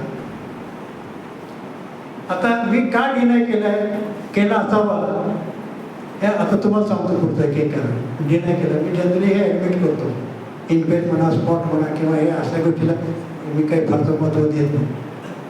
1 हाव 2 तुकडे आहे विटनेस जोडवायचा किंवा हे हे केलं. मग आमचे सरकारी वकील मित्र असतात ना आपले, तर काय अरे बाबा ते काय त्यात काय आहे, त्याला डिनाय करण्यासारखं काय, माहिताचे तर कपडे काय 27 खर्च आहे नाही काय आरोपी आहे त्यांना वाटते की हे असंच आहे. 2 प्रश्न विचारतो आणि मी समजतो, ज्यात काय विचारणार नाही. त्या पंचनामा सगळा त्यांनी प्रूव्ह घेतला, त्याच्यावरती मी क्रॉस घेतले नाही. काय प्रश्न विचारले ते, तू, तुझा भाऊ, तुझे आई वडील आणि बहिणीने हे सगळे त्याचे रिलेशन घेतले. तुम्ही हा डिसीज राहतो त्याच्या अमुक घडले, तुम्ही सकाळी तुम्ही तिथे राहता. होय आम्ही एकत्र होतो आणि आमचा मामा दुसऱ्या गेले त्याची बायको म्हणून तिथे राहतो. मग त्या दिवशी तुमच्याकडे फोन आहे की नाही घरात, त्यावेळी ते मोबाईल नव्हता. हो फोन आहे. सकाळी 7:30 पावणे 8ला ह्याला भावाला येतो, तुम्हाला फोन आला, अरे तुमच्या सुभाष असा पुलाखाली फोन झालेला आहे, ताबडतोब या, असा फोन आला की नाही. होय आला. मग त्यावेळेस तू, तुझा आय विटनेस, आई वडील भाऊ असे सगळे स्कूटर मोटरसायकल सगळं करत तुम्ही गुन्ह्याच्या ठिकाणी गेला तर होय. लक्षात आलं का, दुसऱ्या विटनेस कडनं आय विटनेस उडाला की हा कुठं होता, घरात भावावर होता. ही केस कशी टर्न होती बघा. आणि त्या ह्याच्यावरती तो आय विटनेस पुढे केस होती. हे जे असते ना थोडं आपलं प्रेझेन्स ऑफ माइंड, नॅक, वाचन, दुसऱ्या आय विटनेस करणं, कथा बुडवायचा, ह्या ज्या गोष्टी असतात ना हे शिकण्यासाठी हे ह्याची क्रॉस हे आपलं नेहमीच असतं. पुढे कवठेमहांकाळची केस आहे. आता एवढे प्रश्न मला या केसेस तर तुम्हाला कुठेतरी पुढं वापर व्हावा म्हणून मी कवठेमहांकाळची केस आहे. विंडमिल सध्या तुम्हाला माहिती आहे, सुधारणेला मोठे आहेत. आमच्या कोल्हापूरपेक्षा आमच्याकडे कवठेमहांकाळ भागामध्ये घाटमध्ये इकडे जाऊन खूपच विंडमिल वाढत आहे. आणि विंडमिलमध्ये शेतकरी म्हणा किंवा तिथले पुढारी म्हणा हे कंपन्याला वापरून हे ते आम्हाला पैसे मिळवतात. कंपन्यांकडे पैसा दोन मोठं भरपूर आहे आणि साधे म्हणतात करोडो रुपये मिळून तुमच्या फ्रंटियर वगैरे मोठ्या गाड्यावरून तुम्ही बघितलं तरी इकडे शेतात काय उगवत नाही आणि आमच्या गाड्या बिड्या बघितल्या तर तुम्हाला वाटेल हे आमदाराच्या गाड्यात की काय, अशी तिथं परिस्थिती आहे या कवठेमहांकाळ. तर त्यामध्ये रायव्हल्स निर्माण झाले आणि त्यामध्ये आमचा दिनकर पाटील म्हणून नारायण म्हणजे विरुद्ध होता त्या काळात, म्हणजे विरुद्ध पाटील शिवसेना त्यावेळेच्या ह्याच्यामध्ये याने काय केलं, त्याच्या विरुद्धचा एक तो तिथला होता, तो तिथल्या पोलीस स्टेशनपासून 5 मिनिटाच्या अंतरावरती शाळा होती, हायस्कूल 11वीपर्यंत 10वीपर्यंत. तिथं तो क्लार्क म्हणून होता. नावाला क्लार्क कधी जायचा नाही, ते विंडमिलचं सगळं बघायला. आणि त्यातून आमच्या आरोपीचं वाटलं. आमच्या आरोपीने 7-8 लोकांनी ठरवलं की याचा काढणार. तो काय सापडत नव्हता. सापडणार कुठं, शाळेत. त्या दिवशी तो हा जो मेलेला होता जाधवकर काहीतरी त्याचं नाव, तो त्या शाळेत आला आणि 11:30 आरामात येतो. तो त्याला कोण विचारायचं नाही. आणि शाळेच्या मुख्याध्यापकाच्या तिथं वरंडात तो तिथं बसून आपल्या टेबल बसून काही काम करत होतं. शिपाई वर्गात क्लास चालू, टीचर सगळे बसलेले, सगळं झालेले. 5च्या सुमारास हे आमचे सगळे वीर 7-8 जण काट्या कुरडी तलवारी घेऊन आले आणि वायरचं कंपाऊंड असते की चालायचं ते मागच्या बाजून आले आणि शाळेच्या घंट्याच्या खाली मुख्याध्यापक आणि हे शाळा वर्ग चालू आहे त्याच्यासमोर त्याच्यावरती हल्ला करून त्याला मारलं, खून केलं. सगळ्यांनी बघितला. आय विटनेस सगळे आहेत. लगेच ते मुख्यमंत्री आले, त्यांनी पोलिसांना कळवलं. आता हा जो मेलेला होता त्याची ते फ्रंटियर का मोठी गाडी तिथं शाळेत तिथं लावलेली, तो एकटाच होता ॲक्च्युली. त्यानंतर गेलं पोलीस आले, त्याचं गावला कवटेमंगाला त्याच्या घरी लगेच कळवलं असं असं झालेलं आहे शाळेत. या घरातले लगेच त्याची बायको भाऊ 8-10 लोक सगळे आले आणि त्याने पोलीस स्टेशनला FIR लॉन्च केली की हे दिनकर पाटील आणि अन्ना लोकांनी खून केल्यानंतर इन्व्हेस्टिगेशन सुरू झालं. मग इन्व्हेस्टिगेशन पहिला पंतप्रधान आहे त्याचा तो आपण इन्क्वेस्ट पंतप्रधान आपण माहितीचं हे ह्याच्यावर मग सांगितलं होतं ते इन्क्वेस्ट पंतप्रधान होता. शाळेतला शिपाई तो पंच, त्यात पंतनामा घेतला, तो पंतनामा वगैरे सगळे घेतला. तर इन्क्वेस्टमध्ये काही क्रॉप वगैरे काही घेण्यासारखं काय हे नाही. शाळेचा शिपाई त्याचा काय करत पूर्ण विचार केला आहे आय विटनेस वगैरे. काय झालं बघा, त्या शाळेच्या जो शिपाई होता त्याची क्रॉस मी घेतली. म्हटलं ती शाळा किती वाजता सुरू झाली, तर सकाळी 10:30 झालं. शाळेत किती विद्यार्थी आहेत काय सगळे एक एक शिक्षक कोण होते सगळे एक एक रेकॉर्डवरती घेतलं. आणि ते घेतल्यानंतर क्रॉसमध्ये त्याला म्हटलं की ही घटना घडली त्यावेळेस तुम्ही सर्वजण होता. मारणारे अनोळखी लोक होते, कारण त्यांचं नाव कोणाला घेतलं माहीत असतं तरी त्यांची रायवली असेल का. तर मारणारे जे होते ते मारून तिथून पळून गेले. बरोबर नंतर बरोबर लगेच तुम्ही पोलीस स्टेशनला 5 मिनिटं होते तर फोन केला, पोलीस आले.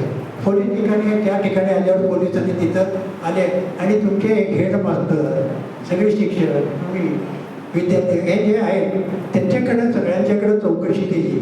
तर होय चौकशी केली त्यावेळेला पोलिसांनी तिथं तुमच्या मुख्याध्यापकांचे जबाब घेतले. ह्या गोष्टीला महत्त्व आहे. Before FIR lodging of FIR investigation started आणि त्यामध्ये ह्या सगळ्यांचे जबाब घेतले. त्या जबाबामध्ये हे कशी घटना घडली हे सगळ्यांनी सांगितलं. हे कधी इन्व्हेस्टिगेशनमध्ये चार्जशीटसोबत येत नाही. आणि त्यानंतर मग घरातले लोक आले आणि त्यांनी मग FIR दिली आणि ते झाले. आता ह्या ज्या गोष्टी रेकॉर्डवरती आल्या तर ऑलरेडी FIR वर घरातल्या लोकांना नंतर बोलवलं आणि नंतर त्यांनी FIR दिली. म्हणजे ते त्यावेळेस त्या ठिकाणी होते. ह्या म्हणजे शाळेच्या शिपायाच्या तोंडात तुम्ही घेतलं ॲडमिशनचे आणि मग ते आय विटनेस देतली. तर अशा प्रकारच्या अनेक केसेस असतात. मेडिकल एव्हिडन्सबद्दल तुम्हाला सांगतो, गोळ्या वगैरे मारतो आपण, त्यालाही महत्त्व असतं. कारण काय कुठून मारली, कशी मारली, कोणत्या पार्टला लागली, अँगल कसा होता ह्याच्याबद्दल डॉक्टरांची आपल्याला कन्सल्ट करावं लागतं. मी डॉक्टरांना पैसे देऊन एक प्रत्येक गोष्ट माहिती करून घेतो. ती इंजुरी वेपन कसं असतं, बंदूक असली पिस्तूल असली तर विदिन 3-4 मीटर जर असं मारला असेल तर there will be blackening of that injury. Carbons असतात तिथं आणि 7-8 फुटाच्या पलीकडनं मारला असेल तर त्याच्यावरती ब्लॅकनिंग असत नाही. मग ज्या वेळेला एखादी केस आपल्या पुढे येतं त्यावेळेला आपण आय विटनेस म्हणतो, अरे जर ब्लॅकनिंग वगैरे काही नसेल तर अरे त्याच्या छातीला बंदूक लावून गोळी घातली, होय म्हणून उत्तर देतं. डॉक्टरकडून आपण घेऊ शकतो, डॉक्टर हे 30-40 फुटावर मारले असेल, होय दिस इज कॉन्ट्रॅक्ट मेडिकल. आपण बऱ्याच वेळेला बघतो इन्साइड म्हणून तिथं असतं काय इन्साइड म्हणजे ॲक्च्युली CLW होतं, कॉन्ट्युज लॅसरेटेड होते किंवा ॲब्रेजन वगैरे अशा प्रकारे असतात किंवा कॉन्ट्युजन असतात. तर ह्या ज्या जखमा असतात कॉन्ट्युजन CLW ह्या इंजुरीज कशामुळे होतात, काठी दगड वगैरे hard and blood supply. Inside zone ही एक शार्प एजेड वेपनच होते. शार्प एजेड वेपन म्हणजे पुराण धारे करतात, तलवार म्हणा, चाकू.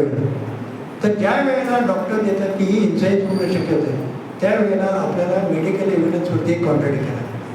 आणि सुप्रीम कोर्टाने दिलेलं आहे की when axe is used, it means that sharp side is used. आणि सरकारी वकील काय करतात, ती इंजुरी बघतात, अरे CLW किंवा हे आहे याचा अर्थ ते त्यांना मारली पण पण ते तुंब्याकडनं मारली. आता लगेच ते हे करतात. तुंब्याकडनं म्हणजे हार्ट अँड ब्लड प्रेशर आणि एक शुड करॉबरेट टू द मेडिकल म्हणून हे सरकारी वकील गेला. त्यावेळेला आपल्याला ह्याच्यावरती म्हणजे 1975च्या वगैरे केस लावायचं ते कॉन्ट्रडिक्शन. अनेक गोष्टी आहेत. अनेक हे medical non disclosure of the names of the accused person immediately. Time deflection हा एक माझा आवडता विषय आहे. चौथी गोष्ट म्हणजे 498 300 केसेस हे अलीकडे खूप वाढलेले आहे. तर त्याच्याबद्दल सांगतो. मी बऱ्याच केसेस चालवल्या. तर 498 306 म्हणजे हा तर रनिंगमधल्या केसेस आहे. तर यावेळेला लग्न होतं त्यावेळेला आपल्या लक्षात होतं की लग्नात येताना तुम्ही त्या माहिताच्या आईला ज्यावरती विटनेस म्हणून आहे त्याला तिला विचारलं, मावशी तुमची मुलगी दिसायला खूप सुंदर होती, होयच उत्तर येतं. ती कशी का दिसायला असते ना, होयच उत्तर येतं. ती तुम्ही बघा कामाच्या बाबतीत मुलींना खूप चांगलं वळण लावलेलं आहे. होय, घरातलं झाड पाणी धुणं आणणं वगैरे या सगळ्या गोष्टीत तुम्ही तुमची मुलगी करत होती. होय, स्वयंपाक 1 नंबरमध्ये करत होती. तर होय, तुमची मुलगी दिसायला येते पण तुमची आर्थिक परिस्थिती गरिबीची होती. बरोबर की नाही? काय झालं, आपली परिस्थिती चांगली नसल्यामुळं आपल्याला काय झालं, तुम्हाला चांगली चांगली स्थळं श्रीमंताची म्हणा सर्व्हिसमध्ये मुलं आली आणि मुलांनी मुलगी पसंत आहे पण तुमचं हुंडा देणं, म्हणजे तुम्ही किती देताय, किती खर्च करताय, तर तुमची परिस्थिती नसल्यामुळं ही तिचं लग्न आहे 2-3 वर्ष होऊ शकलं नाही. होय उत्तर येतं बघा. हे घडलेलं नसलं तरी हो उत्तर येतं लक्षात. मग आता ह्याच्यात पुढचं काय, मग शेवटी ह्याचं स्थळ निघालं, आई असा शेतकरी याच्या त्याचा तर होय. मग हे आले आणि त्यांनी बघितलं आणि ते म्हणजे मुलगी आम्हाला पसंत आहे, बैठकीला पसंत केली वाटलं. पण तुम्ही सांगितलं बघा म्हणजे आमची परिस्थिती नाही, आम्ही आपलं नारळ आणि मुलगी देऊ, जास्त खर्च करायचं आमची काय परिस्थिती नाही. होय उत्तर येतं. मग हे म्हटले असू दे, आम्हाला मुलगी पसंत आहे, तुम्हाला जेवढे करता येईल तेवढे करा, पण आम्हाला हे लग्न झालं पाहिजे असं बोलले. बरोबर की नाही? होय. अहो डिमांड केला की क्रुएल्टी. अहो मुलीला स्वयंपाक येत नाही, झाडलोट करत नाही म्हणून तिला छेडत होते, शेतातली कामं करत होती, सगळं एकदा तुम्ही मावशीकडनं घेतलं, होय हो उत्तर गेलं, तर हॅरॅसमेंट क्रुएल्टी स्वयंपाक हे सगळं उडालं की हो. हां, मग ह्या ॲडमिशन घ्या की गोड बोलून. आणि मग ह्या घटना घडल्यानंतर मुलगी तिथे गेली, मग आपण आपलं पुढचं घ्यायचं, अमुक ठिकाणी गेली, आमचं गाव गेलं, पाहुणे आजारी पडले, एक एक एक एक एक पुढचा प्रश्न काय माहिती आहे, तिने एक विहिरीत पडली असली तर ते शेताकडे गेली असताना आपण ॲक्सिडेंटली फेल म्हणू शकतो. सुसाईड घरात गेलं असतं हात लावून वगैरे किंवा काय, तर ते जरा कृषीत असतं हॅरॅसमेंटच्याबद्दल. मोबाईलचे फोन असतात ते जरा बघायला असतात. तर सुसाईडच्या केसेस ह्या हात लावून वगैरे केला असला तर तुम्ही तिथं त्यावेळेला गेला तर एव्हिडन्स आपल्या इन्व्हेस्टिगेशनमध्ये काय आहे की AD म्हणून पहिल्यांदा नोंद करतात. ह्या ज्या ॲक्सिडेंटल डेथ म्हणून ते करतात. It is not registered as crime. CR number नसतो, AD असतात. पोलीस ऑफिसर हेड कॉन्स्टेबल यांनी याच्यावरती पहिल्यांदा इन्क्वायरी करायची असते आणि इन्क्वायरी करून डिसीजच्या घरातले लोक कोणाची काही तक्रार आहे का, काय आहे, आसपासच्या लोक आणि काय कॉज ऑफ ॲक्शन आणि यामध्ये काय कारण घडलेलं आहे ह्याच्यावरती त्यांनी रिपोर्ट PIकडे द्यायचा आणि तो रिपोर्ट दिल्यानंतर त्याच्यावरती मग डिसीजच्या घरातल्या आईला म्हणा भावाला कोणातरी बोलवून मग ते FIR करतात आणि त्यामध्ये या सगळ्या गोष्टी. त्यावेळेला पोलीस चार्जशीट आपल्याकडे येतो त्यावेळेला हा जो AD मधला जो इन्व्हेस्टिगेशन इन्क्वायरीचा रिपोर्ट होतो त्याची स्टेटमेंट असत नाही. आपल्याकडं ही स्टेटमेंट असत नाही. तर आपण अर्ज देऊन सगळी चौकशी केली तर ती मागून घ्या. त्यामध्ये ह्या सगळ्या गोष्टी निगेटिव्ह आलेल्या असतात ईडीमध्ये तुमच्या मुलीला काय होतं, तुमचा कोणावर संशय आहे का, काय आहे, तर ह्या सगळ्या गोष्टी आता आमची काही तक्रार नाही आहे, ह्या सगळ्या ह्या कॉन्ट्रडिक्शन. आणि ह्यावरती मग 27 चार्जशीटसोबत आलेलं आहे ना, त्याला हे contradict, because this is the first disclosure to the police office, तेव्हा नंतर करतो. तर ह्या सगळ्या गोष्टी आपण क्रॉसमध्ये घेणार आहोत. अनेक गोष्टी आहेत, पण बस करूया हां. एक वेळी तुमचा भरपूर घेतला, तुम्ही इतक्या वेळी बसला हां. माझ्याकडे खूप भांडवल आहे, खूप केसेस आहेत, म्हणजे हे आहे, पण तो तुम्हाला एक कामामध्ये इकडे तिकडे जायचं. मी थांबवतो. मी आपल्या बारचे अध्यक्ष म्हणजे आपले राजर्षी आपले शाहू महाराज, त्यांची कृपा, त्यांच्या कृपेमुळे चीफ जस्टिस आले, त्यांनी हायकोर्ट सुरू केलं आहे, त्यामुळे आपल्याला काय फायदा आहे. मी यंग जनरेशनला, सिनियर ॲडव्होकेटला तुम्हाला विनंती करतो की ह्या हायकोर्टाचा खूप फायदा घ्या, खूप वाचन करा. वाचनासारखा आनंद कशात नाही. परमेश्वर कुठल्याही देवळात नाही आहे, वाचनात परमेश्वर आहे. वाचत जावा. मी जे आत्ता वाचतोय तेच परमेश्वर आहे. वाचन बंद करायचं आणि मी देवळात जातो, तिथं नाही, परमेश्वराचं तिथं नाही, तो प्रत्येकाच्या हृदयात आहे. आणि खूप वाचा, खूप यथेच्छ वाचा. मी खूप वाचन केलेलं आहे. स्टीफन हॉकिंग वाचा, तुम्ही वाचून नसलं तर बघा. विश्व कसं निर्माण झालं ते वाचा. रामानुजन वाचा, मॅथमॅटिशियन आहे आपल्या ह्याच्यातला, वयाच्या 16व्या-17व्या वर्षी गेलेला आहे. 11वी शिकलेला माणूस, हार्डीनं त्याला लंडनमध्ये बोलवलेलं आहे. रामानुजनला केम्ब्रिजमध्ये त्यांना तिथं हे मोठंच्या मोठं त्यांना पोस्ट दिलेली आहे. जगातली हे अक्षरशः आश्चर्य वाटावं याची मान आहे. ध्यानधारणाचा होता मी करतोय. आज मी तुमच्या पुढं जे आज मी करायला म्हणजे रात्री उद्या ह्या वकिलांच्या पुढं, कोल्हापूरच्या वकिलांच्या पुढं आपल्याला भाषण द्यायचं आहे. तर ते कसं द्यायचं ह्यासाठी जसं पहाटे 4 वाजेपर्यंत मी झोपलो नाही. विचार करा, म्हणजे ही तपश्चर्या आहे. हो, क्रॉस काय आहे, झोपून सकाळी उठले आणि सुचले विचारलंय, ही नाही आहे. विश्व हे असं निर्माण झालेलं नाही. कोण ब्रह्मदेव असेल किंवा ज्यांनी त्यांनी तपश्चर्या केली, तेव्हा विश्व निर्माण झालंय. तप करणे, तपश्चर्या करणे, ध्यानाला बसला. विपश्यना इथं जे केंद्र आहे ना, तिथं जावा. अंतर्मनात झाला.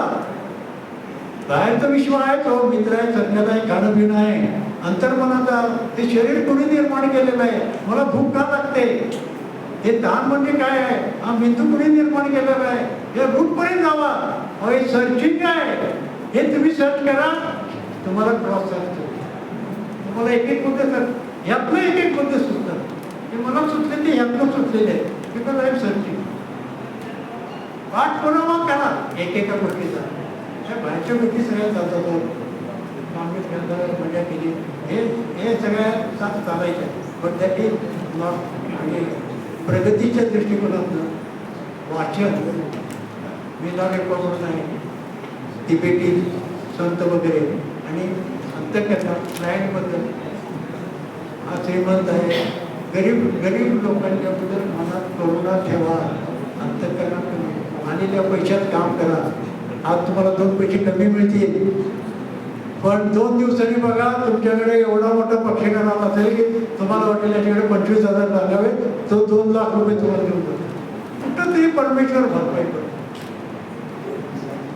मी त्याला अवांतर बोलतोय, पण त्या गोष्टी आवश्यक आहे. कोर्टाला रिस्पेक्ट द्या, न्याय देवता. आपल्याला बोलले वेड्या वगैरे बोलले, मलाही बोलले ते काय म्हणणार कोर्टात वगैरे. मी कधी कोर्टाची डिग्निटी अवमान केलेलं नाही.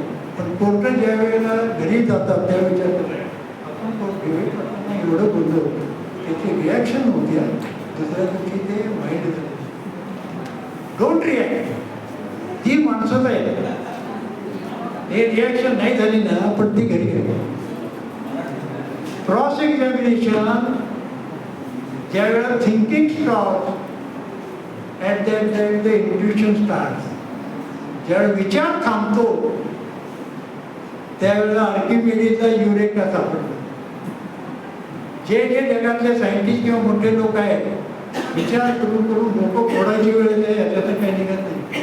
त्यावेळेला ते रानात बघतात हे करतात आणि ते सफरचंद खाली पडतं आणि ते सुटतं.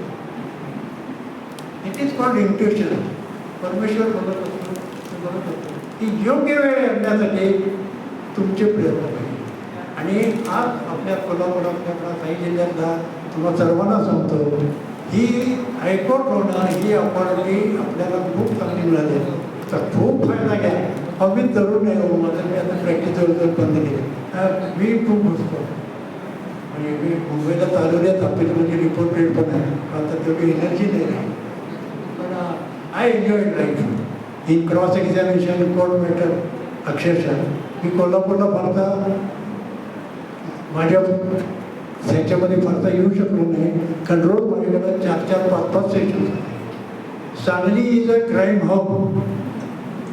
कोल्हापूरला काही नाही आहे तुमचं. सांगलीला आम्हाला अक्षरशः जेवायला वेळ नाही एवढे गुन्हेगार आहे. ठीक आहे. आणि मी कधीही पब्लिसिटी केली नाही. सुरुवातीच्या काळामध्ये माझ्या केसेस सुरू झाल्या. एका हॉटेलमध्ये मारामाऱ्या झाल्या तर तिथं आमचे कुठे दुसरे पण काय वकील काय होते ते म्हटले अहो बाबा तिथं मारामारी झाली आणि हे झाले काटेकोर. ते एक दोन दुसऱ्याला म्हणला अरे हाण हाण त्याला बाबा आहेत की तिथं. मी काय हवपणा म्हणून सांगत नाही. तेव्हा मी कधीही माझे केस सुटल्यानंतर पेपरला दिलं नाही. कारण पेपरला कोणाची केस सुटणं ही पब्लिसिटी सुद्धा वाईट आहे. समाजावर वाईट परिणाम होतो. तेव्हा मी कधी दिले नाही. आणि हावही नाही मला. काय परमेश्वरानं भरपूर दिले की 2 वेळची भाजी वगैरे काय लागते आपल्याला तेवढ्या भरपूर मिळते. आव्हान काय तुम्हाला घ्यायचं जातं इम्पाला आणि मर्सिडीज गाडी सुद्धा पडणार नाही. आणि काय घेऊन जायचं एवढं काही नाही. समाधानी राहा. कामात समाधान मिळते. खूप आनंद मिळतो. लायब्ररीत बघा. दुसरं एक सांगतो तुम्हाला ही लायब्ररी केसला वगैरे तुम्ही बघा सुप्रीम कोर्ट येथे बघा. पण तुम्ही ब्लॅक्स लिगल डिक्शनरी म्हणून आहे. आपण ऑक्सफर्ड म्हणतो कॉलेज म्हणा इतर वेगवेगळे ब्लॅक्स लिगल डिक्शनरी आहे. ती फार सुंदर आहे. 5,000 रुपये आहे. लायब्ररीत नसेल तर घ्या. त्यामध्ये पोझेशन एक सर काढलं तर त्याच्यावरती 8 प्रकारचे पोझेशन येतात.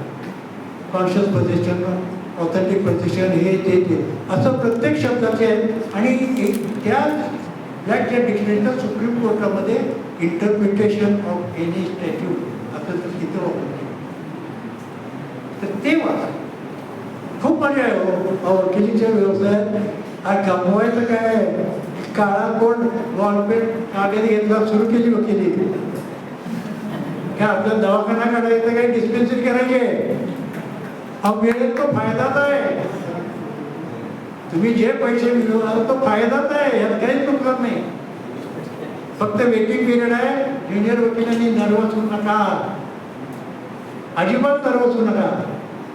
देर is always open space on the top.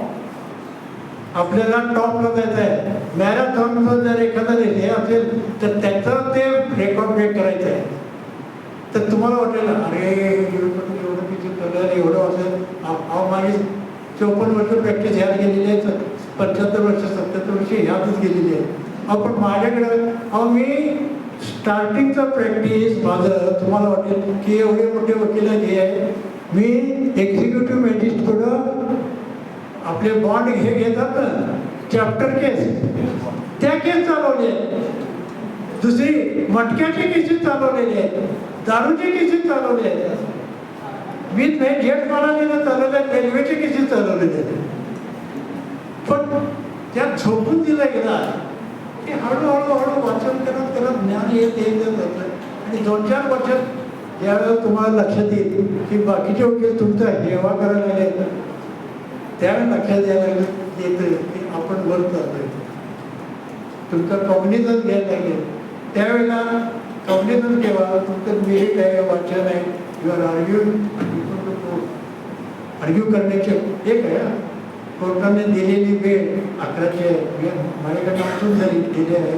पण तुम्ही कधी 11च्या आधी कोर्टात, डायसवर येण्याच्या आधी ती कोर्टात काय हे जे व्यवस्थित कॉस्टमध्ये जायचं आणि विधी करून कधीही हे. आणि आता तुम्ही जेलवरून बघितलं असला तर तुम्हाला बरं वाटेल शब्दाचं बटन कुठं आहे, शब्द कुठं आहे, काय वाटेल आपल्याला? तुम्ही जेल विचार करायचा आणि कोणत्या देशात असं ट्रेलर वाटलं पाहिजे, अरे याला परत यावं वाटलं.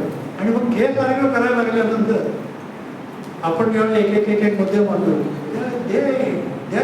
आणि एक लक्षात घ्या, ज्युनियर वकिलांनी विशेषतः discretion is always is in your favour. माझ्याकडे 10-12 ज्युनियर होते, मी सगळे ज्युनियर 302च्या वेगळेच असलेले बेल ॲप्लिकेशन मी स्वतः चालवलेले.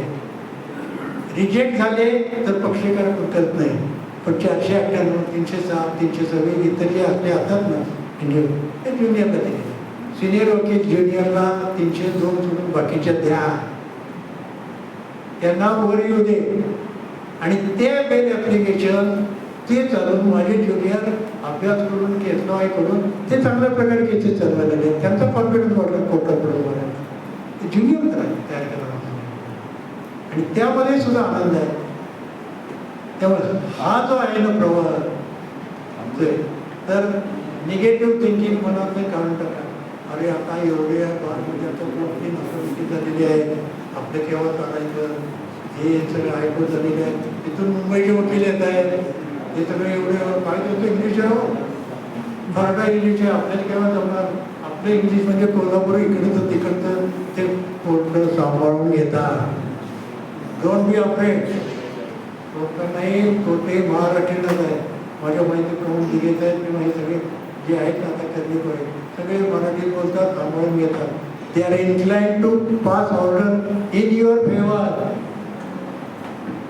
बेल ऑर्डर करण्यामध्ये, तुम्हाला बेल देण्यामध्ये त्यांना आनंद आहे. But you should be prepared. हे मी आता तुम्हाला आउट ऑफ द वे सांगतोय, हा काय क्रॉस एक्झामिनेशनचा भाग नाही आहे. तर तुम्हाला all the best in your life. खूप अभ्यास करा. तुम्हाला सर्वांचे मी बोलतो.